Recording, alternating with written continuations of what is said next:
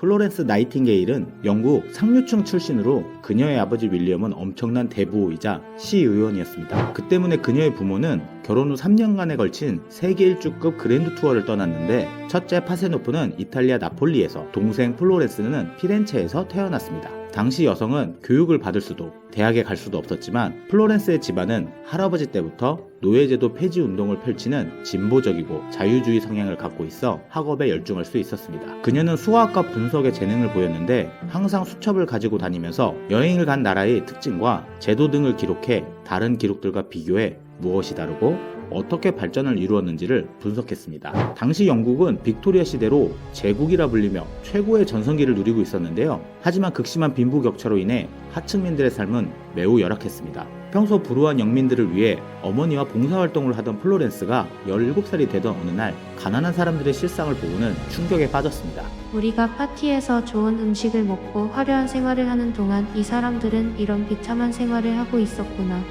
시인들이 낭송하는 이 세상의 영광도 모두 위선으로 느껴진다. 나는 이 사람들을 돕고 싶다. 당시 간호사는 상당히 하대받는 직업으로 요양원에서 잡일을 하거나 청소, 잔심부름꾼에 가까운 이미지였습니다. 그래서 명문가의 자제들은 간호사가 되지 않았습니다. 병원이란 곳 자체가 좋은 곳이 아니었죠. 그래서 간호사가 되기로 결심했을 때 집안은 발칵 뒤집어졌습니다. 아버지는 간호사가 되는 것을 막기 위해 강제적으로 혼사를 준비했으나 모두 거절했습니다. 혼사가 오간 남자 중에는 귀족 출신의 리처드 밀른스가 있었는데, 그는 플로렌스에게 9년간 청혼했지만 끝내 거절당해. 내가 다 눈물이 나네. 간호사로서의 삶을 살던 플로렌스에게 운명적인 사건이 벌어집니다. 바로 러시아 제국 크림 반도에서 러시아 연합군과 오스만 튀르크군, 프랑스, 영국 연합군이 전쟁을 벌였는데 바로 크림 전쟁입니다. 양측 사상자만 무려 75만 명에 달한 이 전쟁에서 가장 끔찍했던 것은 바로 부상병들을 돌보는 의료시설이었습니다. 제대로 된 치료시설조차 없는 이곳에서 부상 입은 병사들은 굶주림과 추위에 떨어야 했고, 약품조차 없어서 의사는 마취도 하지 않고 팔다리를 자르는 수술을 했습니다. 이 사실이 영국 본토에 전해지자 플로렌스는 38명의 간호 원정대를 이끌고 스쿠타리 야전병원으로 향했습니다. 당시 군인들은 밤 늦게까지 등불을 들고 간호를 하던 플로렌스를 등불을 든 여인이라고 불렀습니다. 그러던 어느 날 플로렌스는 한 가지 의문이 들었습니다. 왜 이렇게 많은 병사가 죽지? 아무리 총과 칼을 들고 하는 전쟁이지만 사망자가 너무 많이 발생했기 때문입니다. 그녀는 사망 원인을 분석하기 위해 자료를 모았습니다. 하지만 시작부터 쉽지 않았습니다. 야전 병원에서는 시간이 없어 환자에 대한 기록을 하지 않는 경우가 많았고, 또한 기록 양식이나 정리 방식이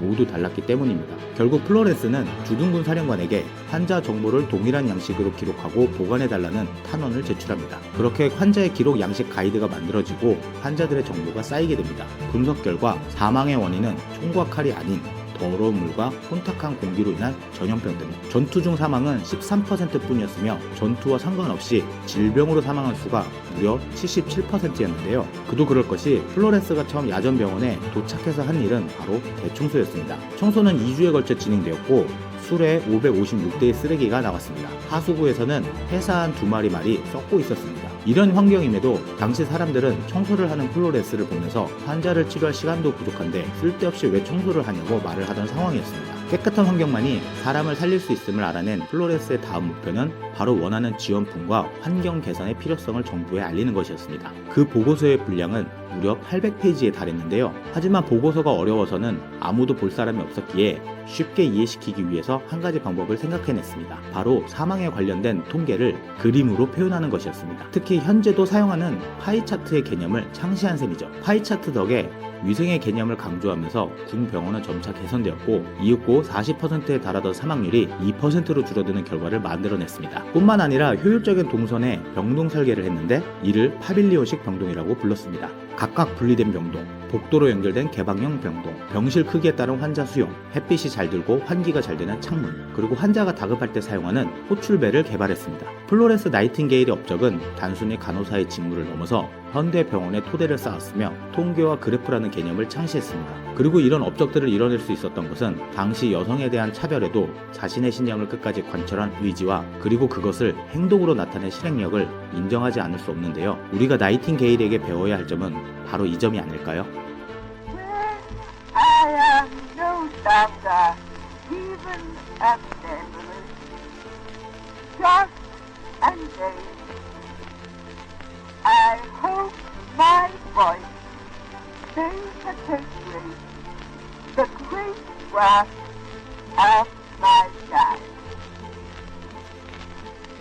God bless my dear old comrade of Balaclava and reason came too strong. Young, right